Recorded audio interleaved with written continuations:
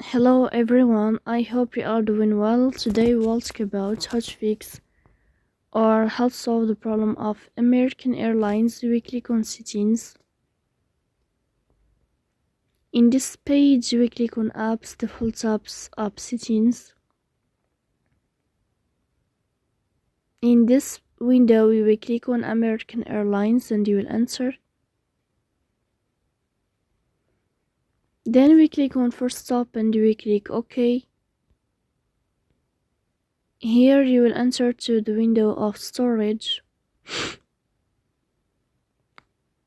Then we click on clear cache.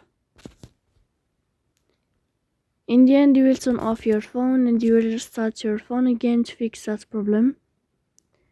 So that's all. Don't forget to support us by like and subscribe.